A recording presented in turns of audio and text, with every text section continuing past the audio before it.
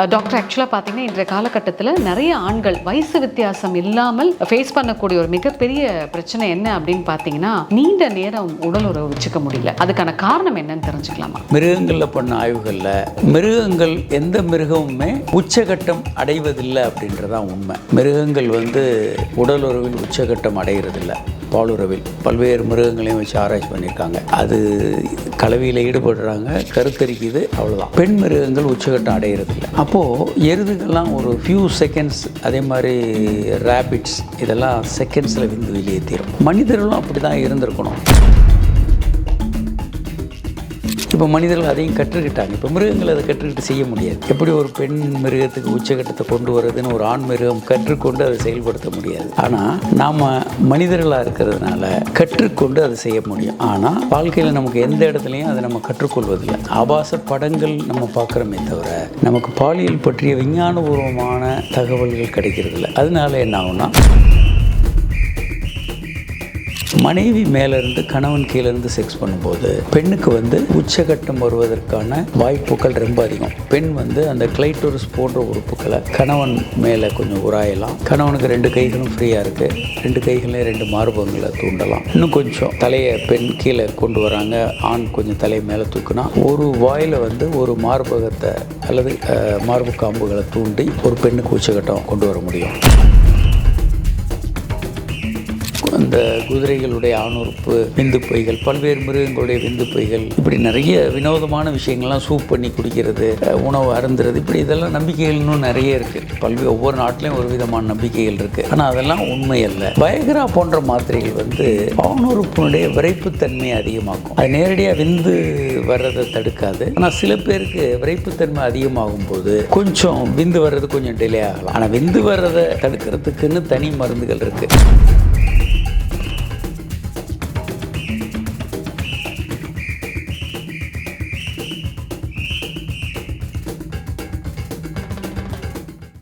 வணக்கம் மக்களே. இந்த காணொலியில் நம்ம சந்திக்கவிருக்கும் சிறப்பு விருந்தினர் doctor Kamaraj, fertility specialist and expert in main health. வணக்கம் சார். வணக்கம். எப்படி இருக்கீங்க சார்? நல்லா இருக்கேன்.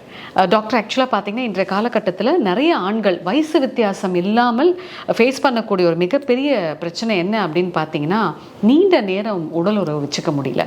அதுக்கான காரணம் என்னன்னு தெரிஞ்சுக்கலாமா? இது 2ஆக பிரிக்க முடியும். ஒன்று எப்போதுமே வாழ்நாளில் எப்போதுமே அவங்களுக்கு ரொம்ப விரைந்து விந்து வர்றது அப்படின்றது இருக்கும். இன்னொன்று ஏதாவது ஒரு குறிப்பிட்ட காலம் நல்லா இருந்திருப்பாங்க, அதற்கு அப்புறம் சீக்கிரம் விந்து வந்துடும். இந்த மாதிரி ப்ரைமரி செகண்டரின்னு 2ஆக பிரிப்போம். இதுக்கு நிறைய காரணங்கள் இருக்குது. நரம்புகளில் வர்ற பிரச்சனைகள், சாப்பிடக்கூடிய மருந்து மாத்திரைகள், ஹார்மோன் குறைபாடுகள், அல்லது மன அழுத்தம், பதட்டம், அதே மாதிரி ஆணுறுப்பில் வரக்கூடிய பல்வேறு பிரச்சனைகள், மெட்டபாலிக் ப்ராப்ளம், இரத்த நாளங்களில் பிரச்சனை, இப்படி நிறைய காரணங்கள் இருக்குது. இதுக்கு சில டெஸ்ட்டுகள் எடுத்துகிட்டு இதை சரி பண்ணலாம். அடிப்படையாக நாங்கள் சில பயிற்சிகளை அவங்களுக்கு இதை கொடுக்குறோம். நீங்கள் இந்த பயிற்சிகளை பண்ணுங்கள், அதோட நல்ல மருந்துகளும் இருக்குது. 2ஐயும் சேர்த்து அவங்க பண்ணும்போது நீண்ட நேரம் செக்ஸ் பண்ணலாம். இது ஏன் வருது அப்படின்னா, ஜெனட்டிக்கலாகவே மிருகங்களில் பண்ண ஆய்வுகளில் மிருகங்கள் எந்த மிருகமுமே உச்சகட்டம் அடைவதில்லை அப்படின்றதான் உண்மை. மிருகங்கள் உடல் உறவில் உச்சகட்டம் அடைகிறதில்லை. பாலுறவில் பல்வேறு மிருகங்களையும் வச்சு ஆராய்ச்சி பண்ணியிருக்காங்க. அது கலவியில் ஈடுபடுறாங்க, கருத்தரிக்குது, அவ்வளோதான். பெண் மிருகங்கள் உச்சகட்டம் அடைகிறதில்லை. அப்போது எருதுகள்லாம் ஒரு ஃபியூ செகண்ட்ஸ், அதே மாதிரி ரேபிட்ஸ் இதெல்லாம் செகண்ட்ஸில் வெளியேற்றிடும். மனிதர்களும் அப்படி தான் இருந்திருக்கணும். ஏன் அப்படின்னா, ஒரு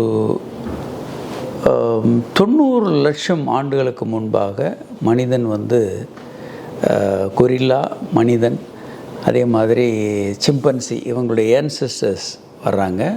அதுலேருந்து கொரில்லா பிரியுது. 70 லட்சம் வருடங்களுக்கு முன்பு மனிதனும் சிம்பன்சிக்குமான ஏன்செஸ்டர்ஸ்லேருந்து மனிதன் தனியாக பிரிகிறான். இவன் காடுகளில் வசிச்சுட்டு வரும்போது இன்றைக்கி இருக்க மாதிரி ரூமை போட்டுக்கிட்டு சேஃபாக ஒரு கம்ஃபர்டபுளான ஏசி ரூமில் உட்காந்து செக்ஸ் பண்ண முடியாது. அப்போது இவங்க காடுகளில் மிருகங்கள் போல் செக்ஸில் ஈடுபடும்போது பிற எதிரிகளால் தாக்கப்படலாம், மிருகங்களால் தாக்கப்படலாம். அதனால் செக்ஸை வந்து ஒரு 2 நிமிஷத்தில் வேகமாக பண்ணி விந்து வெளியேற்றி அதை விரைவாக முடித்து தன் இனவிருத்திக்கான ஒரு வேலையை முடித்த மாதிரி முடிச்சுட்டு அடுத்த வேலையை அவங்க பாதுகாப்பு நோக்கி போக வேண்டியது இருக்கும்.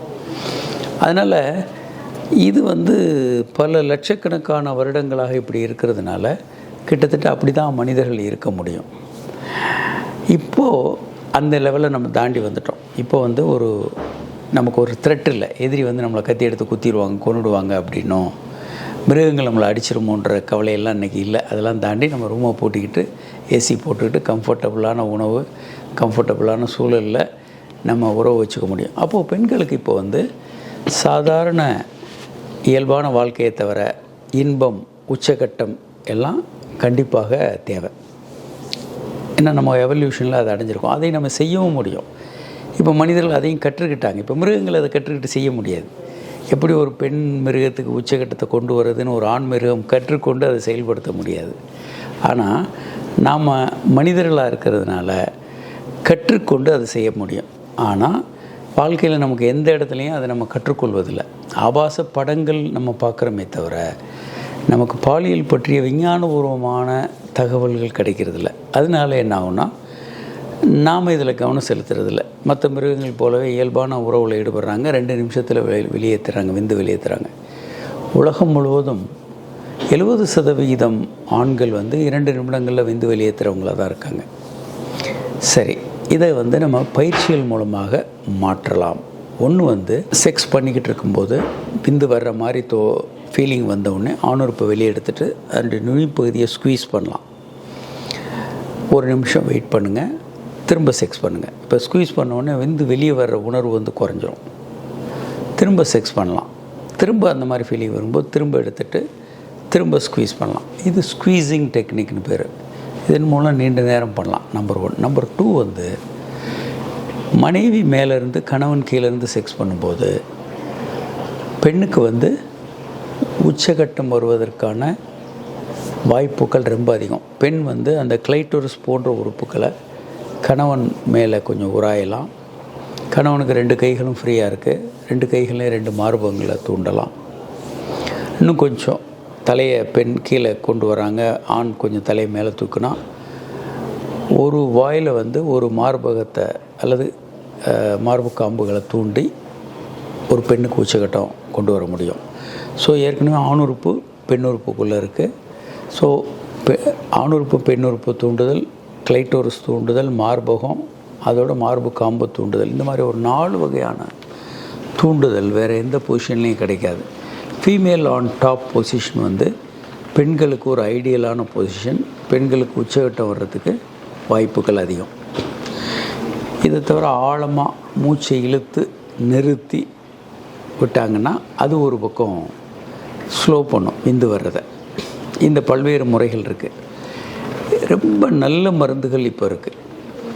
பழைய காலத்தில் உபயோகப்படுத்திய மருந்துகள் இப்போ புதிதாக 2010 டெபாக்சிட்டின் என்ற மருந்து விந்து முந்துறதுக்காகவே ஏற்படுத்தப்பட்ட ஒரு மருந்து. இதுவும் ரொம்ப பயனுள்ளதாக இருக்குது.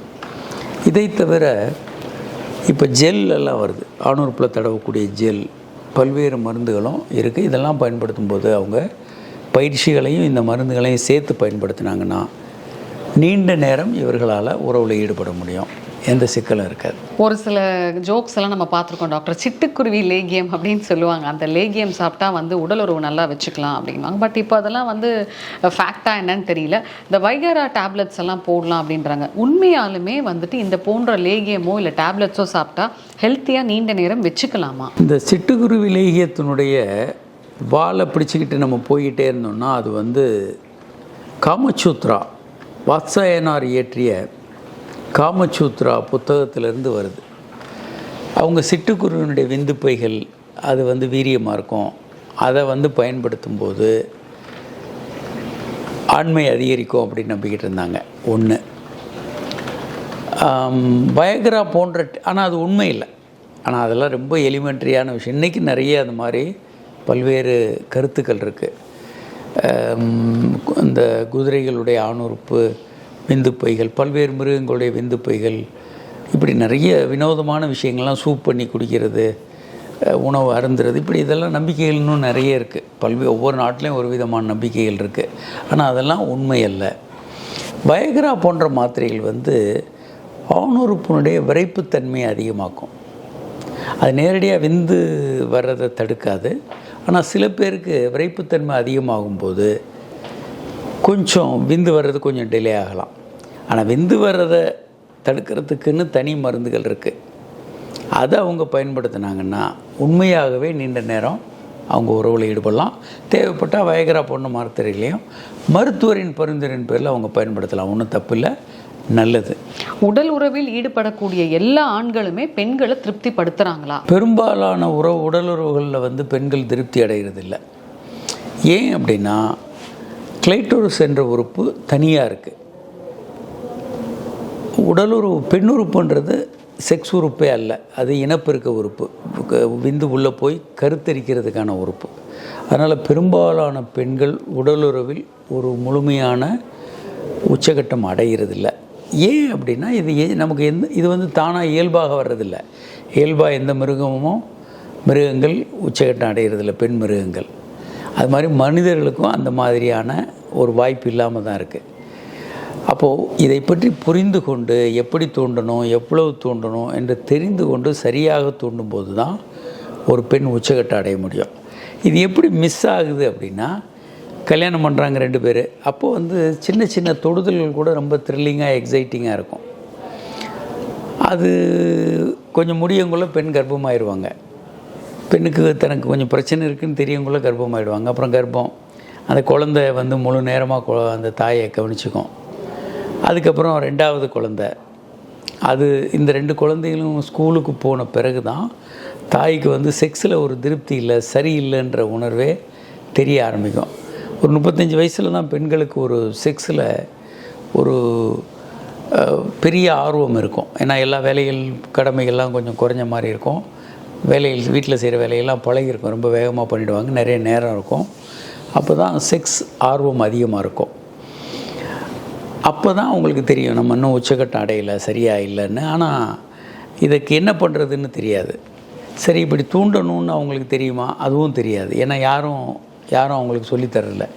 பெற்றோர்களோ ஆசிரியர்களோ இல்லை, தெரியறதில்ல. இப்போ இந்த மாதிரி நிகழ்ச்சிகளை பார்த்து அதை செய்கிறவங்க வந்து கற்றுக்கொள்ள முடியும். ஆனால் பெரும்பாலும் பல பெண்கள் இதை இன்னும் பார்க்கக்கூடாதுன்ற மாதிரி தவறு நம்பிக்கைகள் இருக்கலாம், பார்க்க வாய்ப்பு இல்லாமல் இருக்கலாம். இந்த குழப்பங்கள் இருக்கிறதுனால பெரும்பாலும் இந்த நாலேஜோட ஆண்களும் பெண்களும் இருக்கிறதில்ல. இப்போ ஆண்கள் இதை பார்த்தா கூட அதை செயல்படுத்த வேண்டும். இப்போ தெரியுது அவங்களுக்கு, ஆனால் அதை வீட்டில் போய் பண்ண மாட்டாங்க. அதனால் பெரும்பாலான பெண்கள் உடலுறவில் உச்சம் அடைகிறதில்லை. பொதுவாக பார்த்திங்கன்னா நல்ல இந்த விந்து வந்து ஹெல்த்தியாக இருக்கணும், அதிகரிக்கணும் அப்படின்னா என்ன மாதிரியான உணவுகள் சாப்பிடணும் டாக்டர்? விந்து நல்லா இருக்கணும் அப்படின்னா காய்கறிகள், பழங்கள் நிறைய சாப்பிட்லாம், க்ரீன் டீ சாப்பிட்லாம். Vitamin, mineral, anti oxidants, micro nutrients இது உள்ள உணவுகள். ஒரே மாதிரி உணவு, சாதம், ரசம், ஊறுகாய் மாதிரி இல்லாமல் நிறைய காய்கறிகள், அதுவும் ஒரே மாதிரி உணவாக இல்லாமல் வித்தியாசமாக சாப்பிடும்போது, நிறைய பழங்கள் சாப்பிடும்போது விதவிதமான விட்டமின்ஸ் கிடச்சிக்கிட்டு இருக்கும். ஆரஞ்சில் விட்டமின் சி இருக்கும், இன்னொரு இதில் விட்டமின் ஏ இருக்கும், இன்னொன்றில் பிசி இருக்கலாம். அந்த மாதிரி வெரைட்டியாக சாப்பிட்றவங்க நிறைய கீரைகள், பச்சையாக இருக்கிற உணவுகள் நிறைய சாப்பிடும்போது அவங்களுக்கு நிறைய விட்டமின் வரும். க்ரீன் டீயில் நிறைய ஆன்டி ஆக்சிடென்ட்ஸ் இருக்குது, அது விந்தணுக்களை இம்ப்ரூவ் பண்ணும். நம்ம என்ன தவிர்க்கணும் அப்படின்னா, இந்த ஆல்கஹால், ஸ்மோக்கிங், இந்த ஜங்க் ஃபுட்டு, இந்த பாட்டில் ட்ரிங்க்ஸு, இதெல்லாம் வந்து பெருமளவுக்கு நம்ம தவிர்ப்பது நல்லது. இதுதான் கெடுதல். மற்றபடி இயல்பான உணவுகள் நம்ம சாப்பிட்லாம். அத்திப்பழம் வந்து ரொம்பவே நல்லது, பெண்களுக்கும் ஆண்களுக்கும் வந்து நல்ல ஒரு செக்ஸுக்கு வந்து நல்ல ஒரு ஸ்டிமுலேட்டராக இருக்கும் அப்படின்றாங்களே டாக்டர், இது உண்மையா? உண்மை இல்லை. இந்த மாதிரி நிறைய கட்டுக்கதைகளும் உலகம் முழுவதுமே ஒவ்வொரு ஏரியாலையும் ஒன்று பண்ணுறாங்க. இதெல்லாம் நிரூபிக்கப்படாத விஷயங்கள். நிரூபிக்கப்பட்ட விஷயங்கள் அப்படின்னா இதெல்லாம் இல்லை. அத்திப்பழங்களோ அதே மாதிரி பல்வேறு விதமான அந்த நட்ஸு சாப்பிட்லாம், அதெல்லாம் ஒன்றும் தப்பு இல்லை. ஆனால் அதெல்லாம் வந்து விந்தை இம்ப்ரூவ் பண்ணிடும், செக்ஸை இம்ப்ரூவ் பண்ணிடும்னு நினச்சி கடுமையான விலை கொடுத்து வாங்குவாங்க. இந்த பலாப்பழம் மாதிரி இருக்கக்கூடிய ஒரு பழம் இருக்குது. அன்னாச்சி பழமா? பலாப்பழம் சைஸுக்கு அதே மாதிரி இருக்கும். அந்த பழத்துக்கு கடுமையான விலை. அது வந்து ஏன்னா அது சாப்பிட்டா கருத்தரிச்சிருவாங்க அப்படின்ற ஒரு புரளினால் அது கடுமையான விலையில் விற்கும். இந்த மாதிரி நிறைய இப்போ அத்திப்பழம்லாம் சும்மா தரையில் கிடக்கிற பழம், இப்போ வந்து அது ரொம்ப காஸ்ட்லி ஆக்கிட்டாங்க இவங்க. அதில் எந்த உண்மையும் இல்லை. இந்த மாதிரி நிறைய விஷயங்கள் இருக்குது. நிரூபிக்கப்பட்டவைகள் தான் உண்மை, மற்றவைகளெல்லாம் உங்கள் நம்பிக்கைகள் தான். நம்பிக்கைகள் வேறு, உண்மைகள் வேறு, ரெண்டுக்கும் வித்தியாசம் நிறைய இருக்குது.